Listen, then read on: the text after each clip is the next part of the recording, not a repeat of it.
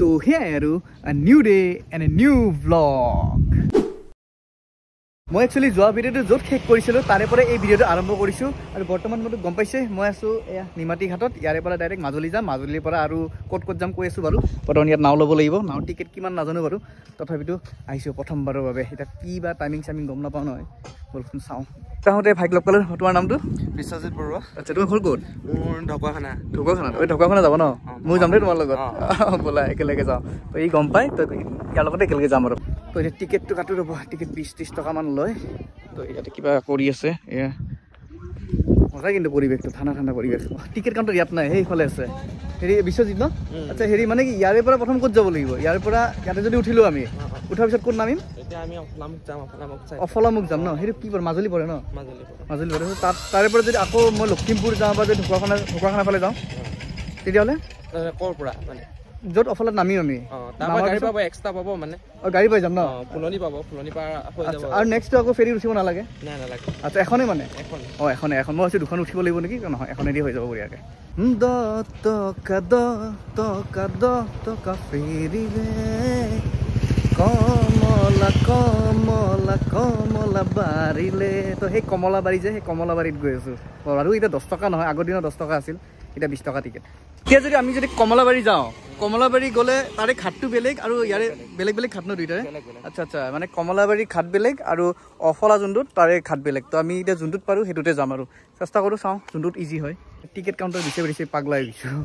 তো পালোঁ দিয়ক টিকেটটো কাটি লওঁ পটকৈ অলপ টাইম ৰ'ব লাগিব কাৰণ মানে কি 11:30 পৰা সেই টিকেট দিয়ে তো এতিয়া বৰ্তমান 10 মিনিটমান আছে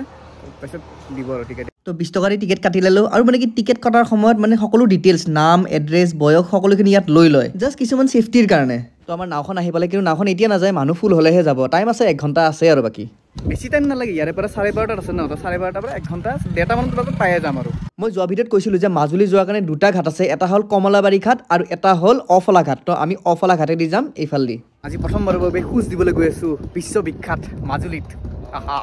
মই যে বৰ্তমান ইয়াত থিয় হৈ আছোঁ এনেকুৱা ফিল হৈ আছে যেন মানে মই উমানন্দ মন্দিৰতে আহিছোঁ যেন কাৰণ উমানন্দৰ বাহিৰে আজিলৈকে ক'তো এনেকৈ ব্ৰহ্মপুত্ৰ পাৰ কৰা নাই ফেৰী দি কিন্তু উমানন্দ আছিল স্মলেষ্ট ৰিভাৰ আইলেণ্ড আৰু মাজুলী হয় largest river island in the world বৰ্তমান বাৰু আধা ঘণ্টা টাইম আছে বাৰু তথাপিতো নাওখনতে গৈ বহি থাকোঁ আৰামছে তো ইয়াৰে পৰা গোটেই এনেকৈ বাইক চাইক চব উঠাই লৈ যাব গাড়ী চাড়ী চব আছে আৰু লগতে আলুৰ বস্তা চাউলৰ বস্তা চব যাব মানে তো জল দেৱতাৰ নাম চিন্তি নাৱত উঠি দিওঁ আৰু বঢ়িয়াকৈ তো এইখিনি ঠাইত 4চকীয়া গাড়ীবোৰ পাৰ্ক কৰিব যিখিনি ধৰে আৰু 2-3খন আৰু বাইকবিলাক এই ওপৰত 2চকীয়া ওপৰত আৰু মানুহখিনি যোনখিনি পেচেঞ্জাৰ আছে পেচেঞ্জাৰখিনি তলত একদম সুৰংগৰ তলত নামি গৈ তাতে বহিব লাগিব যাব হৈছোঁ আৰু বেছি টাইম নাই চব মানুহ ভৰ্তি এতিয়া যাম আৰু এইটো চাওক নদী কি মজা একদম বহিছোঁ চব আল্টিমেট নাৱৰ ভিতৰত বেছি মানে চিঞৰি বকি থকা নাই মই কাৰণ মানে ইয়াৰে মানে ভ্লগিং কৰিলে ইয়াৰে মানুহবিলাক বেলেগকৈ কিবা ঘূৰি চাই সেইকাৰণে তাতকৈ ভাল যে অলপ ভইচটো কমকৈ হেৰি কৰোঁ এতিয়া বাৰু আমাৰ যাত্ৰা আৰম্ভ হৈ গ'ল নদীৰ ওপৰেৰে চলো তো মাজুলী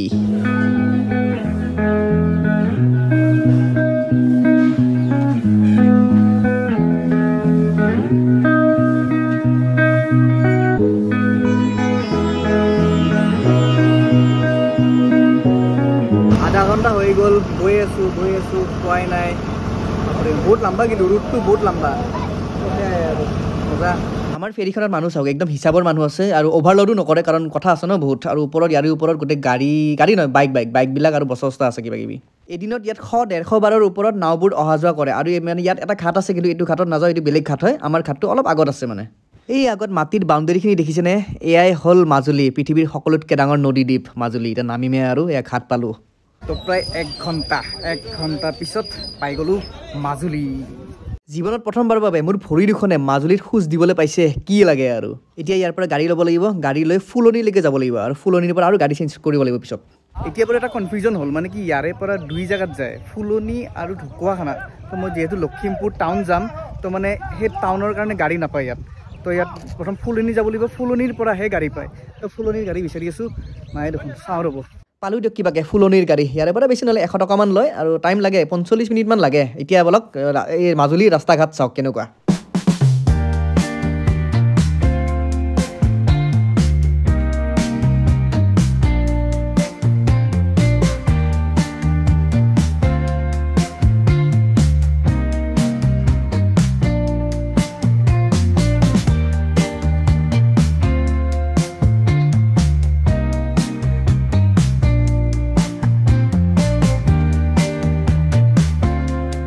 গাড়ীৰ পৰা নামি দিলোঁ আৰু এইখিনি মাজুলীৰ ফুলনি বুলি কয় তো ইয়াৰ পৰা ডাইৰেক্ট ঢকুৱাখানাৰ গাড়ী পাম তো ঢকুৱাখানাৰ পৰাহে টাউনৰ গাড়ী পাম মানে লখিমপুৰ টাউনৰ গাড়ী তো এটা ৰখি আছোঁ বাছৰ কাৰণে কেতিয়াবা আহে আৰু বাছ চাছ নাপালি দিয়ক এনে বহুত দেৰি হৈ গৈছে সেইকাৰণে টমটম এখনে পালোঁ এইখনতে উঠি যাম মানে প্ৰথম যাব লাগিব জেংৰাইমুখ তাৰপিছতে বাকীখিনি হ'ব আৰু বেছি ভাড়া নলয় 30 টকামান লয় তো বৰ্তমান জেংৰাইমুখ পালোঁ ইয়াৰে পৰা ডাইৰেক্ট ঢকুৱা যাব লাগিব তো গাড়ী বিচাৰি আছোঁ তাৰে পৰাহে ডাইৰেক্ট মেইন জেগাত মানে কাৰণ গাড়ীবোৰো আছে বাৰু এটা অলপ খালী আজি চানডে না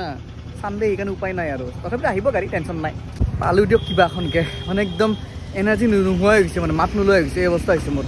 12 ঘণ্টাত তিনিটা কণ্টেণ্ট মাৰা ধেমালি নেকি অকলে অকলে ঘূৰি আছোঁ যোৱা 12 ঘণ্টাৰ পৰা তো এইখন আছে এইখন যাব ঢকুৱাখানালৈকে পটকত উঠি দিওঁ এতিয়া বাজিল